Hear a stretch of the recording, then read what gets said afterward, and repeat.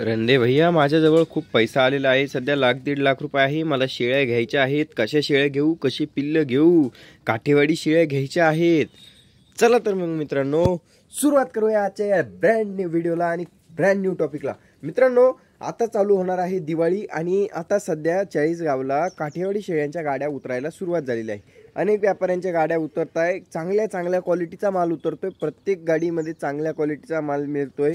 तर मित्रांनो, कशा पद्धतीचा माल घ्यायचा, कोणत्या व्यापाऱ्याकडून घ्यायचा, कसा घ्यायचा ते तुम्हाला मी आज सांगणार आहे. कशा पद्धतीची शेळी निवडायची, फिरस्तीमध्ये कशी शेळी तुम्हाला लागणार आहे, बंदिस्तमध्ये कशी शेळी तुम्हाला लागणार आहे, कशा पद्धतीनं तुम्हाला प्रॉब्लेम येणार आहे उद्याचा, तर त्या हिशोबानं आज कशी शेळी निवडायची या टॉपिकवर मी आज व्हिडिओ घेऊन आलेलो आहे. तर चला मित्रांनो, सांगतो तुम्हाला आज नवीन गाडीतून येणाऱ्या व्यापाऱ्यांच्या गाड्यांतून येणाऱ्या शेळ्यामधून कशी शेळी निवडावी. म्हणजे असं नको व्हायला उद्याच्याला की बाबा तुम्हीच पुढच्या व्यापाऱ्याला म्हणावं, समजा रंदे भैया व्यापारी, तर रंदे भैया निवडा, तुमच्याच हातानं, तुमच्यावर मला फुल विश्वास आहे, तुम्ही निवडून द्या.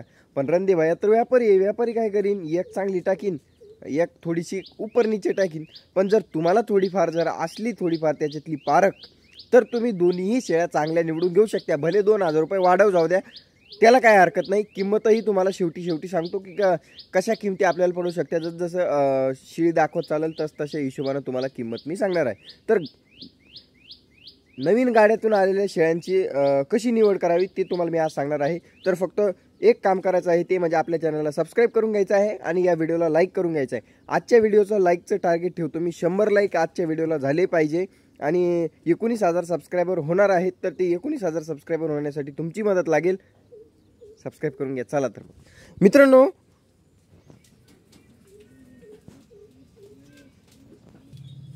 बघा मित्रांनो, काठेवाडी शेळीची उत्पन्नाची बाजू पाहता काठेवाडी शेळीचं मार्केट हे मार्केटमध्ये वाढत चाललेलं आहे. लोकांना फक्त काठेवाडी शेळी आवडायला लागली आहे. का तर दुधाचं उत्पादन आणि तिची किंमत म्हणजे काय, एक 17,18 ते 20,000 रुपयापर्यंत खूप चांगल्या प्रकारची काठेवाडी शेळी मिळते. की तशी शेळी बिटलची किंवा इतर जातीची घ्यायला गेलं तर 25, 30, 35,000 रुपये लागून जातात. तर त्या हिशोबाने काठेवाडी शेळी सगळ्यांना आवडायला लागली आहे.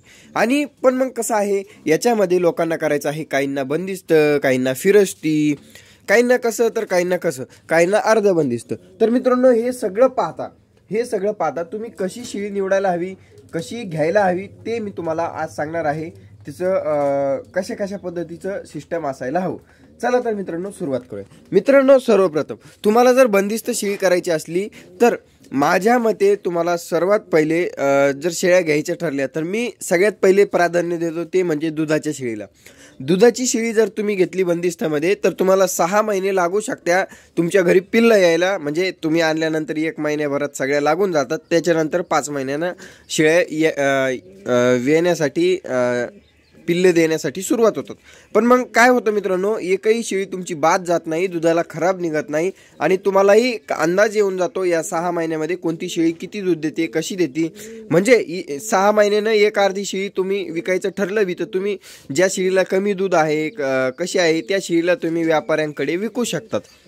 आणि दुसरी गोष्ट राहिली ती म्हणजे काय, तर तुम्हाला शेळीचा अंदाज येऊन जातो की बाबा कशी शेळी, कशा काशीची शेळी घेतली तर कशी असते. कारण गाभण शेळी जर घेतली तर तिची जनायच्या अगोदर म्हणजे जेव्हा कास आटलेली असते, कास आटलेल्या असल्यानंतर कास एकदम एवढी दिसते बघा. पण आईन जनायच्या वेळी काय होतं, ही जी कास आहे या शेळीची, ही जी कास आहे ही लगेच जमिनीला लागायला सुरुवात होते. मग अशा वेळेला काय होतं, जमिनीला लागणार आहे आणि तुम्हाला जर फिट काशीच्या बकऱ्या लागत असल्या तर त्यावेळेला प्रॉब्लेम होतो. त्याच्यामुळं शक्यतो होईच तर तुम्ही दुधाच्या शेळ्या घेतल्या तर पुरतात.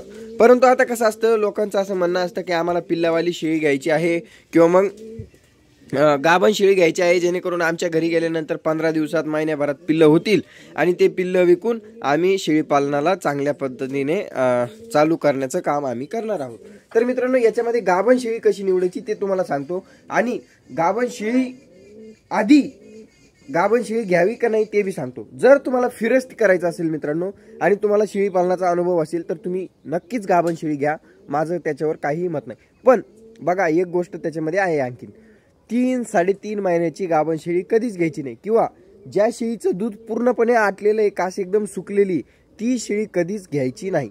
शेळी कोणती घ्यायची, एकदम तोलावर आलेली. एकदम तोलावर आलेली म्हणजे काय, 5-10 दिवसावर आलेली, जेणेकरून ती तुमच्या घरी गेल्यानंतर डायरेक्ट जनली बी तर तिचे पिल्लं पूर्णपणे पोटात वाढ झालेली असते आणि 2-5 दिवस मागं पुढं झाले बी तिच्या समजा येण्यामध्ये, तर त्या शेळीचे पिल्लं मरत नाहीत किंवा मग त्या शेळीला दुधाला प्रॉब्लेम निघत नाही. ज्या शेळीची कास पूर्णपणे सुकलेली असते ना मित्रांनो, त्या शेळीचा तुम्ही अंदाज लावू शकत नाही की या शेळीला पुढे चालून दोन्ही साडातून दूध येईल का नाही, किंवा दोन्ही साडातून दूध हेच एकदम प्युअर क्वालिटीचं येईल का नाही, किंवा मग काही काही वेळेस एका साईडनं कास जी असते ती खराब झालेली असते शेळीची. तर त्या हिशोबानं जर बघितलं तर एकदम तोलावर आलेली. आता तोलावर आलेली म्हणजे कशी हो, हे बघा समोर जी दिसते ना ही आहे राधा.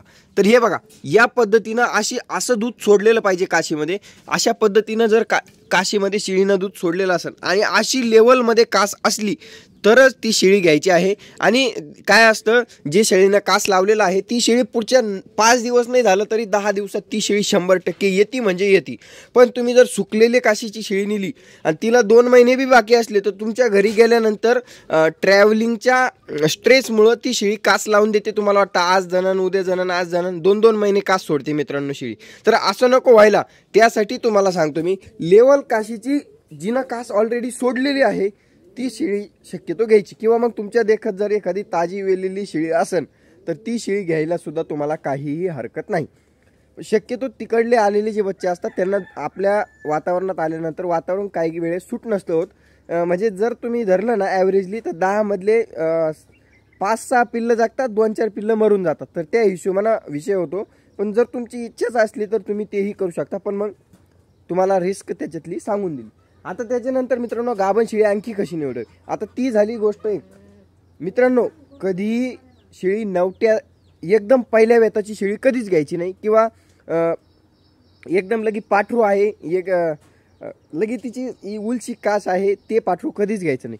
शेळी घ्यायची ना मित्रांनो 3ऱ्या वेताच्या पुढची शेळी घ्यायची. का तर उत्पन्नाच्या बाजू पाहता ती शेळी तुम्हाला कधीही पुरते. का तर ती शेळी तुमच्या जवळ गेल्यानंतर दूध भरपूर देणार आहे. जर तुम्ही पहिल्या 2ऱ्या वेताची शेळी घेतली तर त्या शेळीला दूध असं भलतं काही राहत नसतं. थोडंसं म्हणजे अर्धा लिटर पाऊण लिटर दूध ती एका टायमाला देत असते. आता खूप मोठी शेळी 2-3 वर्षाची शेळी आहे आणि पहिलं रो आहे ती शेळी चालते. पण ती शेळी तशा शेळ्या किती असतात, 10 मधली 1 अर्धी पाठ तशी राहू शकते. बाकीच्या ज्या 7-8 पाठी आहेत त्या पाठी तर कशा असतात, एक उलशी कास असते त्यांच्यावाली. तर त्या पाठी घेतल्यापेक्षा तुम्ही 3ऱ्या वेताची शेळी कधीही घ्यायची, कारण ती पिल्लांना भरपूर असं दूध पाजू शकते आणि तुम्हाला उत्पन्नाच्या बाजूनं पाहता ती शेळी कधीही पुरते. तर त्या गोष्टीला कधीही प्राधान्य द्यायचं की 3ऱ्या-4थ्या वेताची शेळी घ्यायची, कारण शेळी ही 10-10 15-15 वेत देत असते. तर 4थ्या वेताची शेळी म्हातारी नसते, ही गोष्ट तुमच्या लक्षात आली पाहिजे. याच्यासाठी एखाद्या पारखीचा माणूस तुमच्यासोबत ठेवायचा. त्याच्यानंतर बघा शेळीची कास केवढी असायला हवी. तर मित्रांनो जास्तीत जास्त तुम्हाला समोर दिसते का, या अशा पद्धतीची कास शेळीची असायला हवी. म्हणजे किती, ईदभर गाला आणि थोडंसं खाली एवढले सडा असले ना ती शेळी दुधाला भरपूर चालते मित्रांनो. दुधाला भरपूर चालते आणि तिला मस्टर्डीस होण्याचे म्हणजे दुधाचे आजार होण्याचे, काशीचे आजार होण्याचे प्रमाण हे कमी असतं, कारण तिला काटे वगैरे लागणे हे प्रॉब्लेम खूप जास्त होत नाहीत. तर त्या गोष्टीचीही तुम्ही जाणीव ठेवायची आहे. खूप जास्त मोठ्या काशीची शेळी तुम्ही कधीच घ्यायची नाही, कारण तिला आजार होण्याचं प्रमाण खूप जास्त असतं. त्याच्यानंतर मित्रांनो ज्या शेळीचं सड लेवल नसेल, आता तुम्हाला ही समोर दिसत असेल या शेळीचे सड कसे लेवल आहेत किंवा गाला कसा लेवल आहे.